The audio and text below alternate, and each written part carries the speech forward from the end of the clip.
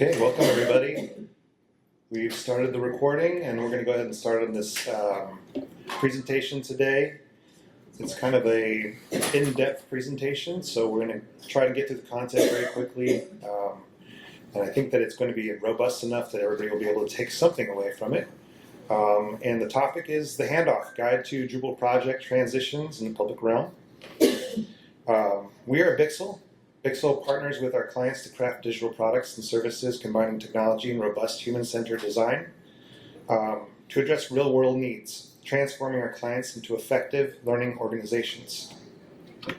Our values and core principles guide our approach to build trusted government solutions that increase adoption, optimize government efficiencies with outcomes that are driven by data. We are your session hosts, prepared to take you on this guided tour of the more obscure paths of Drupal project transitions. I'm Estrada, Software Engineering Director. I'll be providing the considerations from technical product management lead perspective. And I'm Lizzi Pittman. I'm a Senior Project Manager, and I will be providing the perspective of a project manager and in terms of activity coordination. When to plan for transition? Who here has been involved in a transition within the last just this year, project transition, whether that be project in, project out? Awesome. So we're in good community here. If your project is undergoing a planned or unplanned transition, it's essential to understand all the considerations before starting a plan. There's a couple of scenarios that you might think of, like when you're transitioning, maybe a delivery team, a new hosting provider, a new client, an internal team which you're transitioning in, you're transitioning another team out.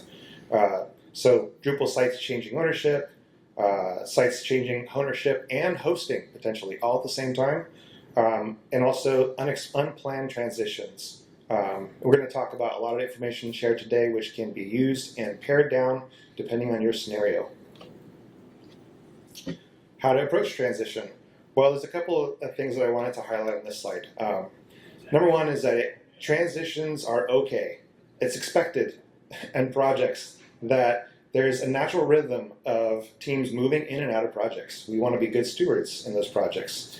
A couple ideas to consider when approaching transitions. As it says up here, successful handoffs mirror successful development. This should not be stressful. This should be stuff that you already are doing and you're already being prepared to hand off. Establish this transition plan. As we talk about the different concepts of what's in a transition plan today, you'll start seeing that play out. And then also use feedback loops to evaluate performance. How did that transition go? Were you prepared? Were you not prepared? What kind of things do you think you need to include or exclude because you didn't need them in future times when you do this? And why do you need a separate transition plan? So it's really important to prioritize the sequence of development work and gather the requirements and identify gaps early and validate the assumptions related to the transition. It's really important to treat this the same as you would as if it were a discovery phase at the beginning of a build.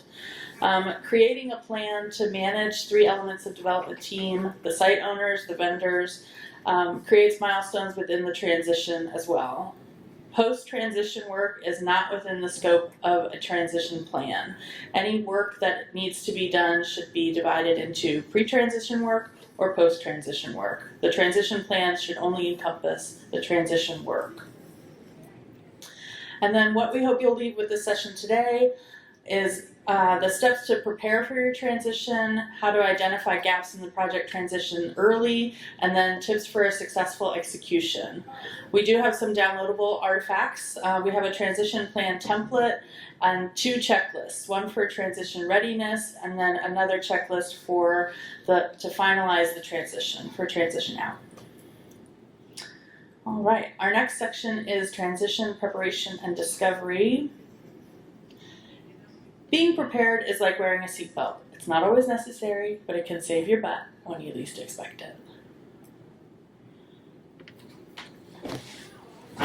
So let's talk about a little bit about the intro to a transition plan, which is establishing the goals and objectives. It's an agreement on the details of the transition, who will play a role in the transition, and what success looks like. What significant details do you need to document? in track as far as an understanding of a successful transition. Define what is in and what is out of scope. Like Lizzi was talking about today, just earlier, post-transition is not included. We're talking about just the transition itself. Does the transition include a host change, like I mentioned earlier, a DNS record change? Does it include some kind of feature launch? Maybe you have a feature that's been waiting to be launched in this transition. Or maybe a major Drupal upgrade as part of the transition. All those things need to be captured inside of your objectives and your goals. Additionally, like from security standpoint, is this going to require a change in the ATO? Do we need to be issuing a new ATO as part of this? That's a huge concern. And then what metrics are we going to be monitoring through this transition to make sure that we are meeting those criteria? From a project management perspective, you have to administratively prepare for your transition. And you have to kick off on the right foot. You need to get buy-in, you need to get the facts as they are, and you need to get organized. So I always start by asking the client for information that only they can have. Who are the vendors? Who controls the subscription payments? Who has the credit card? When it comes to migration, this is a chance for the site owners also to assess their content. If it's not been done in a while, it can be an overwhelming prospect, or it can be a welcome opportunity to clean house if they're ready to offload outdated content or files. Asking your site owners to think about the migration as moving house. Should everything come with, or should some things be left behind? And the next thing you want to do is define what the current state of the system is. Depending on what type of transition is, you want to see where our starting point is at. So this information can be gathered from documentation or sessions with the incumbent. Maybe it's pre-transition starting briefing sessions with the incumbent, or maybe it's during the transition itself. So like a transition out plan obviously would include details from the incumbent staff. A transition in plan could describe the activity of evaluation and note that any known details at the time of writing. This will likely be a collaboration with the incumbent and the incoming contractors. But what if there is no overlap between the incumbent and incoming contractors? What if there's no transition point right there? If you don't have that information, again, like I was saying with the transition in plan, here's where you can define and explain your approach on how you will assess the situation when coming in.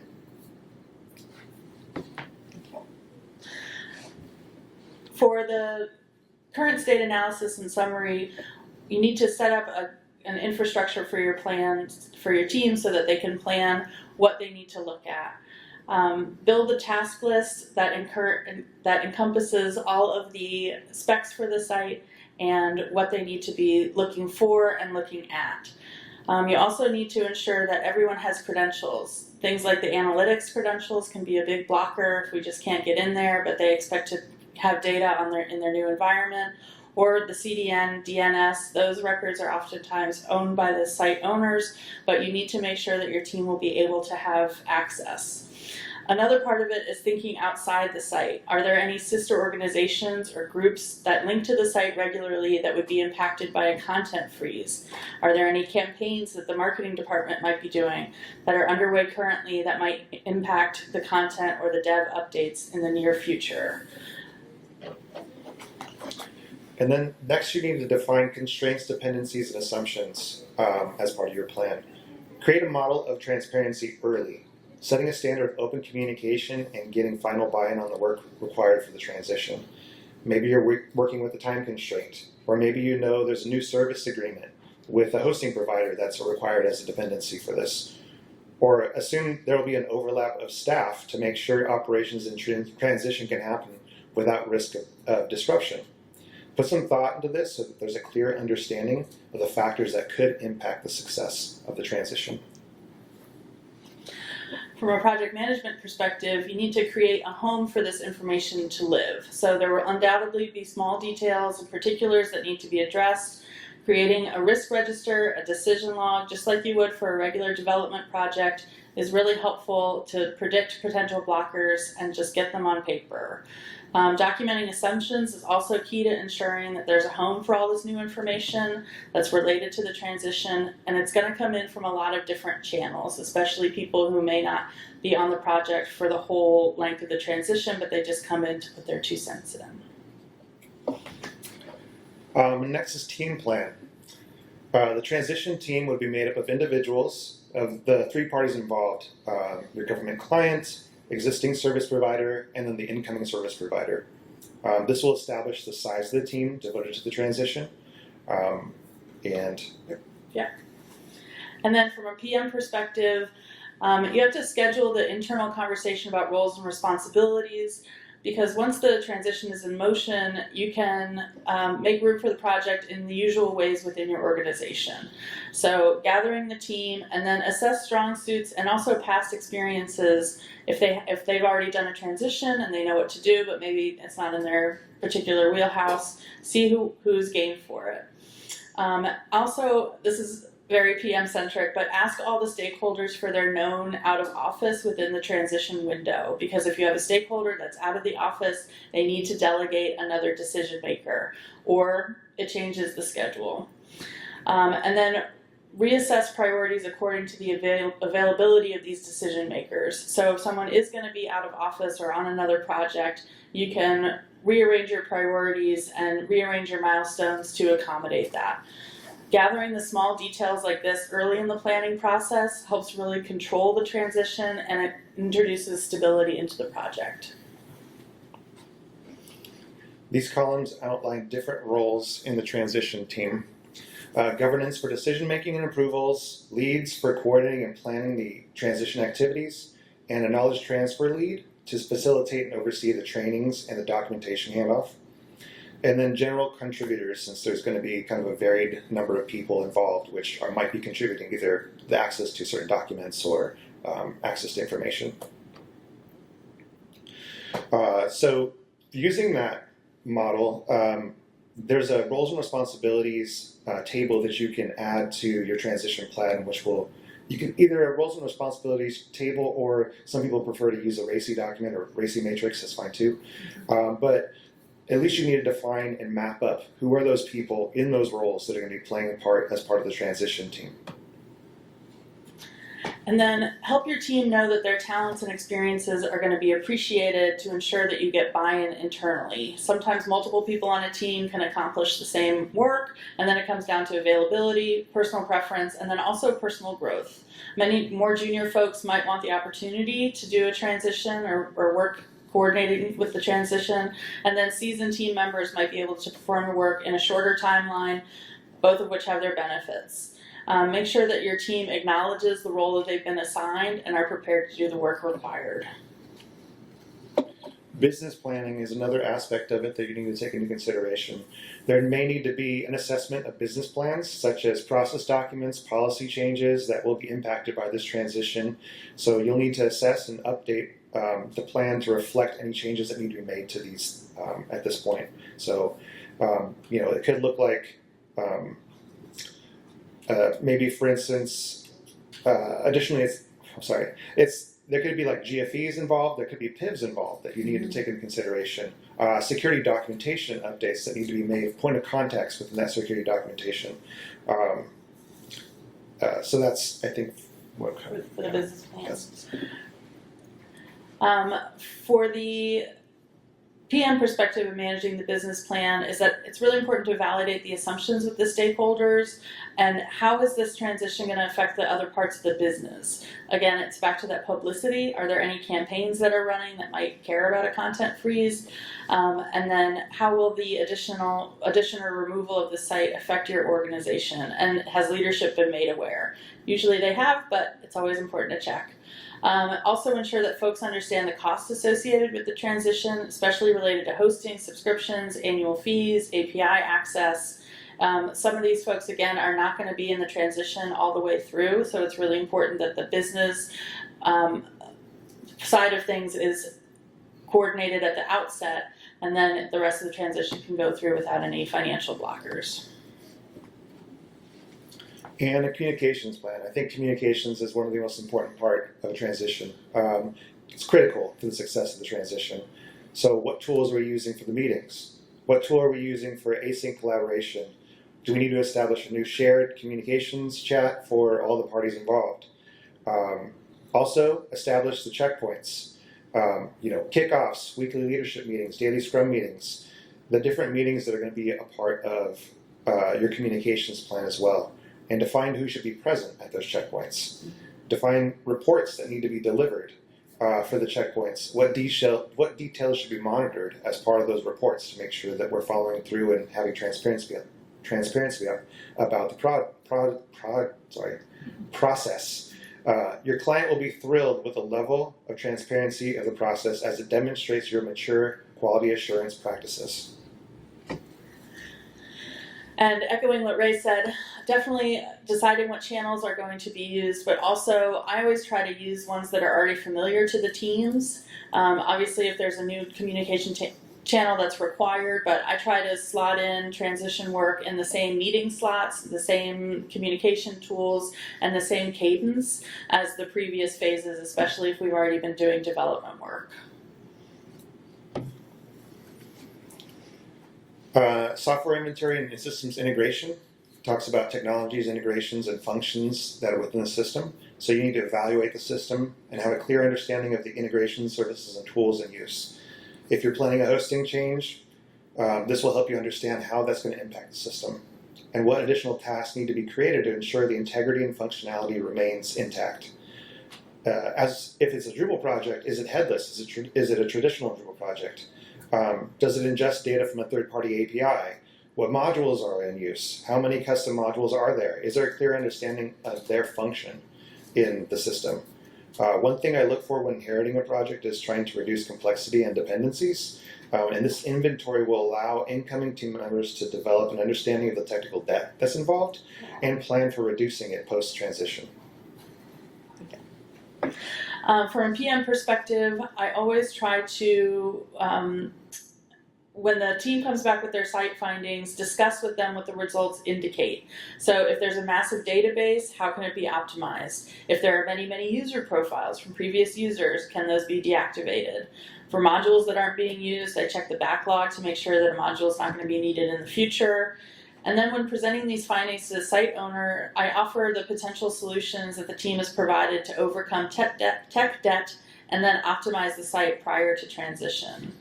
Also, there may be some sensitivity around the findings because decision makers on the transition team may be different than the decision makers who originally implemented processes that then the audit uncovers and need to be remediated.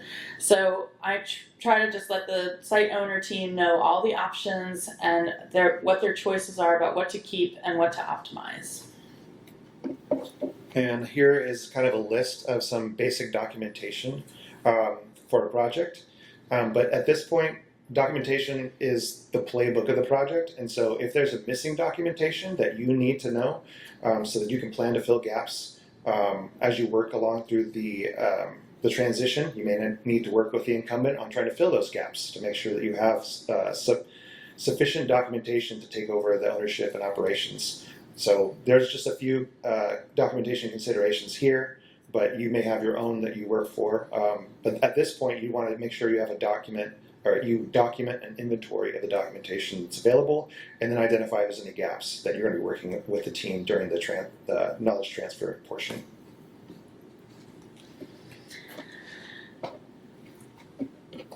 I also, as a PM, I take the responsibility for creating a home for these documents. So I try to make it a central and accessible location to house all of the documents, and I keep the naming convention as consistent as possible.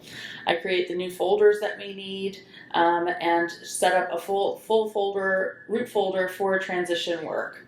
I also usually create tasks specifically to review and update these different documents that are built into the work packages and built into the sprints so that people understand what documents they need to be updating and paying attention to. And brings us to the training and knowledge transfer. Retaining institutional knowledge goes farther than just documentation. Training and knowledge transfer is an essential part of the transition planning. We've listed some activities here that can be scheduled and coordinated by the knowledge transfer lead. This may not be only technical staff. These activities can also be for any aspect of the project, but the technical lead should be satisfied with their understanding of the project at the point of completing these activities. The Drupal users should be satisfied with the user documentation that's provided to them and the trainings provided to them if they're taking over ownership of the project. From a PM perspective, I try to schedule knowledge transfers over multiple meetings, maybe between 2 and 4 meetings, depending on the complexity, so that the teams can get to know each other and that the teams can understand where each other is coming from in terms of transition in, transition out. If permitted, I'd like to record the meetings, designate a note taker, or use an AI tool to highlight those important details and then get those added to the risk register, the transition plan, the decision log, whatever those kind of very special nuances are. I try to capture those in these knowledge transfer meetings. This also increases the probability that the teams will have all the necessary information down the road. Now we're talking about timelines and milestones. So use the information from the knowledge transfer section and the communications plan to guide the milestones of the project. If changes in the system are planned as part of the transition, you're going to want to account for those activities as well. Typical transitions happen in 2 to 4 sprints, unless there's some kind of larger system change which could impact the timeline. But what if it's an unplanned transition that needs to happen in 1 week? You could still start planning some activities. It doesn't mean that you have to just abandon all planning. You can at least start thinking about, well, if I have 1 week, where do I need to be on Wednesday? Where do I need to be on Thursday? And kind of move that way. Timing is the typical driving factor for transitions, and new hosting contracts need to be enacted, so there can be tasks associated with, and there can be publicity tasks associated with the transition. So if there's a contract end date, it's really important to create that schedule that establishes the milestones, the approval gates, and the potential blockers. Keeping the schedule updated and reviewing it at every status meeting ensures that all the stakeholders know the timing and that the impact timing changes will have on the project well in advance.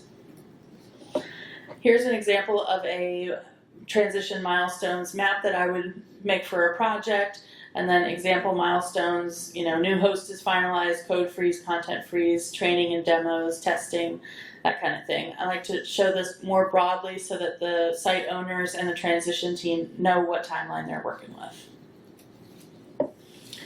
And quality assurance plan as part of that as well. We want to make sure that the quality checks are happening during this transition, what tests are being conducted, what reports are being delivered as part of this quality assurance plan. If you have milestones, how are those being validated or accepted? What demos or review sessions are being planned? You want to include that as part of your quality assurance plan within the doc.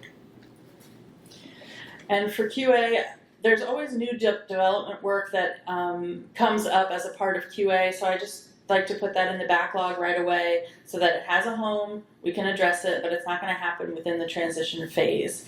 I also like to check with the site owners if there are any specific platforms, devices, operating systems, or security tools that need to be included in testing well ahead of time so that we don't get to the end of testing and then they say, oh, we have to make sure this works on a Pixel phone. We also stick to the best practices for testing. So always have acceptance criteria, always know who's the approver for the task, and only have one testing scenario per ticket. Another super important part of the transition plan is risk management plan. We want to identify potential risks based off of the current state analysis, which we talked about earlier, the objectives that we listed out, and the constraints, dependencies, everything that we've captured. We don't list the risks without the mitigation methods, though. You want to make sure you have that included as well. We want to be able to show that we have an approach when these things might happen. So this includes our approach. We want to include how it works and what the planning looks like. I also use the risk register to keep everyone on the team in a transparent mindset and grounded in reality. Analyzing risk is about finding solutions and not placing blame, so I use a factual approach about the potential impact of decisions to allow the stakeholders to make decisions on their own based on facts rather than hypotheticals. And then following that, we have the contingency plan. What if one of those risks do get realized? What is our fallback? Things don't always go as planned. When things happen unexpectedly during a transition, you should have some type of contingency plan so that you can still move forward. What is the fallback plan for knowledge transfer activities when there's an overlap with an incumbent? How will a security incident be handled if something were to happen during the transition? This is what you want to include as far as your approach in the contingency plan. For instance, what if the delivery goal changes during the transition? How will that be addressed? Hypothetically speaking. Could happen. Delays can definitely happen due to external factors, so there is the potential that a transition has to be put on pause. To prepare for this, keep documents and artifacts organized, and then really use consistent naming conventions. That is really helpful. Should a transition be paused indefinitely, I like to create a short synopsis of the work completed so far, what's remaining, and make it as easy as possible for the next team to pick up where the work left off. I always say that about 18% of PM work is sleuthing what came before, so if I can make it easier for the PM that comes behind me to figure out where we're at, I will certainly do that, especially if I think that PM might be me. And then also you want to define what the roles and responsibilities for the team taking on the work on the operations after the transition. What is your goal of that transition? Who will be that team taking over operations? What does that team look like? You want to define those roles and who those people will be as part of your transition plan. I also like to groom the backlog tasks while both teams are working together, because the details about the site related to that backlog item may not have come up earlier, but they can be useful later. So as these two teams have opportunities to talk with each other, merge the backlog, groom it together, and see where you can cut out the duplicates and then highlight maybe something new that came up that you weren't prepared for. So we do have a checklist at the end of this that you can get via QR code. Here are a couple of items for transition readiness. Do you have a clear understanding of the current state? Establish the communication channels. Establish a plan for informing the stakeholders of potential service disruptions. And then, has the system owner and the ISSO been consulted? See, this is just a sample of what is on that checklist. And then we move on to transition, the execution. When scientists are asked what they're working on, their response is seldom finding the origin of the universe or seeking to cure cancer. Usually they will claim to be tackling a very specific problem, a small piece of the jigsaw that builds up to the bigger picture. I think I stole your slide there. Okay. Here you go. Yeah, so team checkpoints, as we mentioned earlier, are super important. You want to ensure that you have clear communication, that you have your reporting and delivering on the reports that you have outlined as part of your plan. You want to make sure that you're hitting your milestones, tracking those, and feeding the status updates to your governance and your leads as part of your transition team. And then during your daily scrums, you're looking for blockers. Are there any blockers that are coming up on our way, whether that be somebody wasn't able to give me access to this or whatever? We need to surface those frequently and quickly so that way we can pivot and adjust as we move along. Mm-hmm. It's important for the PM to keep the transition moving in a forward direction at all times. Should a project be stalled or need to be sped up, knowing what approvals are next in line will help retain stability as other aspects of the transition are changing. So when we talk about approvals, we talk about documenting the approvals and keeping a record of them in an approval register, and also ensuring a smooth stream of reviews, meaning a consistent approvals process that folks are familiar with and that they feel comfortable with. And keeping these approvals visible and standardized shores up uncertainty about prior decisions. Should stakeholders change mid-transition, you can say, hey, we followed this template, this is how it was approved, this is why it was approved, this is who approved it, so that new stakeholders can feel confident following the same process. And then transition closeout. We're almost there. Celebrating accomplishments is like a game of hopscotch. You need to land on each milestone before moving on to the next without falling. So if there are no changes expected during the transition, you may have very few tests to consider, but you need to you need to think about your testing plan in order to get acceptance on to finalize your tests, to finalize your transition. It might simply just be an access test. Maybe it's just transitioning a team in. You need to make sure that they have access to everything they need. Or it may be that there's a whole slew of changes that need to be made, including new features that need to be tested. But that plan needs to be as part of your test. I always like to present testing scenarios to the primary stakeholders to align on expectations. Limiting testing scenarios to align with the budget. We can't test everything everywhere. And then also training the site owners on how to provide their testing feedback in a ticket, in an email, in a template. Communicate that the changes to the site documentation might be necessary as a result of testing and mock deployments. Let the team know that they may need to update some specifics based on how the site is behaving in the testing phase.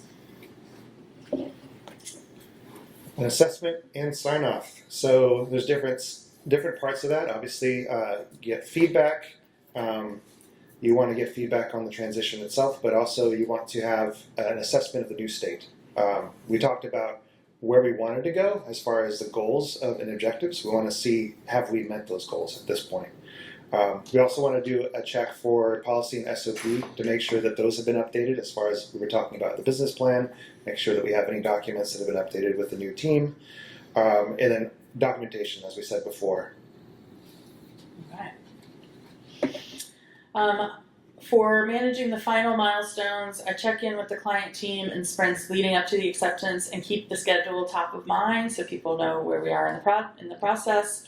Leverage the documented acceptance criteria from previous milestones, and then this is really key, new requirements can be accommodated, but they will require schedule adjustments. And then at this point, you need to ramp down your incumbent. Ensure that, like I said before, documentation is updated, point of contacts have been updated. You're going to need to remove the incumbent access from the system.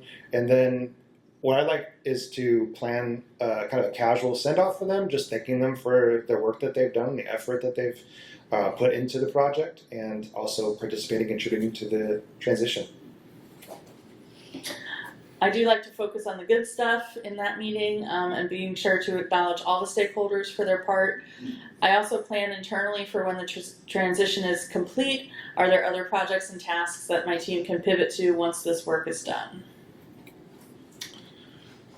And then it's decommissioning the transition team. So they are now going to be responsible for either operations, or they're going to be moving off of the project if this is just a team, if the transition is the only task for the team itself. But you can remove temporary team members from access, reallocate permanent team members to their operations roles on the project, and that would finish up off. Mm-hmm.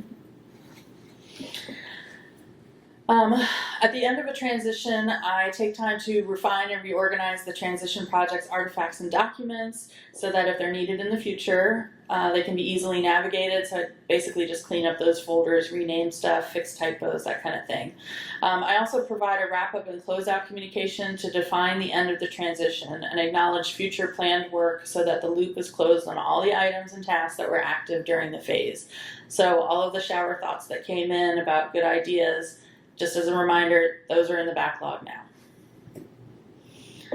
And then here's another smattering of items that are on our checklist for the transition closeout. Does the new state of the system meet all the goals? Has the operations team been identified? Have the business documents, SOPs, and policies been updated? Legacy providers, services, teams ramped down, and then is the production environment staged and prepared for the release of the new system for operational use. There are more items on this checklist, again, that's coming up in the QR code, but that's just a sample. So here's the aforementioned QR code. We do have a project transition plan template that has all of these different sections, and then 2 checklists are included in that template. The transition readiness, and then the transition closeout. And it's 5:05. Are there any questions? Thoughts? Comments? Yes? So as you're putting together the plan, how useful are existing artifacts from the project? I'm thinking specifically, you mentioned consulting the ISSO, but pulling him in because he's got the SSP, he's got the PIA, he's got the authentication requirements, documentation, lots of things that feed into what the system has to do. The CI/CD pipelines and how they, if they keep running, they should keep running after the transition. And they also tell you a lot about how the system's supposed to work. How useful is that in putting together the transition plan? So that's all going to be based off of the objective of the goal. So if the objective is simply just to transition in a new team, then the security documentation should just remain the same. There shouldn't be any changes to it other than point of contact. Right. Well, you would be changing, but does it inform the transition? It could, as far as like, for instance, change management. There's a lot of different documents as part of the SSP package, which you might use as sort of the guidance for workflows, documentation for like development workflows or deployment scheduling or systems integrations, those kinds of things like you're talking about. I think that those can be pulled in. You may not, depending on how the transition works and when you actually get access to that, it kind of depends. You might have to rely upon the incumbent to get that information and share it with you, rather than you actually go and get access to those documentations. But you could set up a scheduled meeting with the ISSO and with the incumbent to discuss those things. Sure. Any other questions?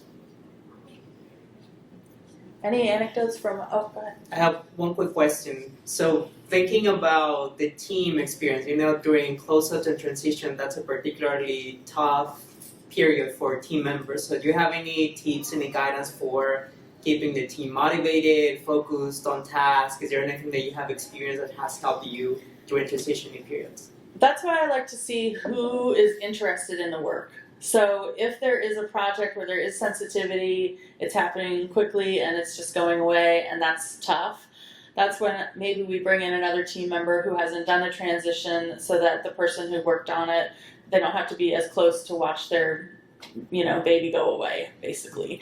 Or I will see who has the skill sets and can do it quickly to make it more painless. Can we just all right, if we have to transition out, let's do it quickly and efficiently, and then we can close this chapter. Also, retros. We do have a retro should be built into the transition process, because then people can also communicate their feelings in a safe space about how it went and how they feel about the loss. It definitely can be sensitive though, so knowing ahead of time, we're trying to gauge ahead of time how sensitive it is, and then also being really, really transparent about this is what we're trying to accomplish in the time frame, and really focusing on the work can be helpful. Are there any transition anecdotes that anyone wants to share, like particular sticky wickets? Go ahead. I'll share it as an anecdote, but also as an opportunity for you to give some more to your presentation. But, Sure. I have a personal policy that if it is going to be read by a developer, we keep it as close to the code base as possible. Mm-hmm.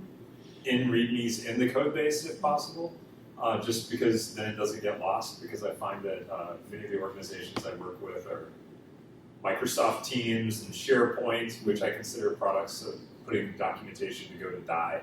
What do y'all use to make sure that your non-developer stuff, or maybe even your developer stuff, what do you use to make sure it doesn't go to a place and get lost? Me personally, it goes in both places. If it's in a README file in the code base, that's great, and then I put a note in the transition plan that says, if you're looking for this, it is here. And then that way it's been addressed in a non-developer document, but also it is accessible and makes sense for the development team.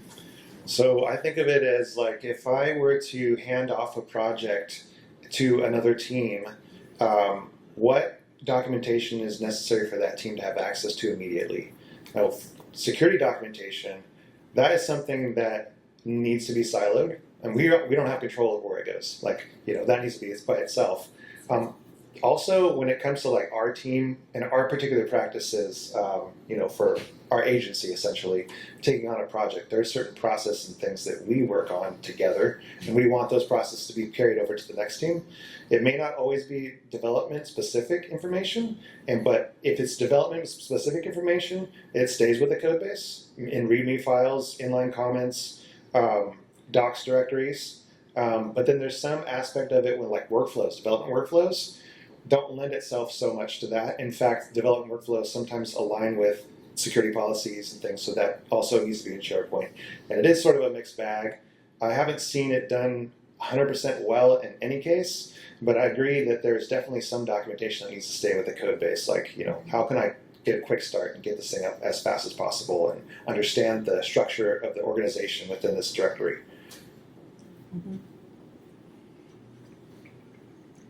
Okay.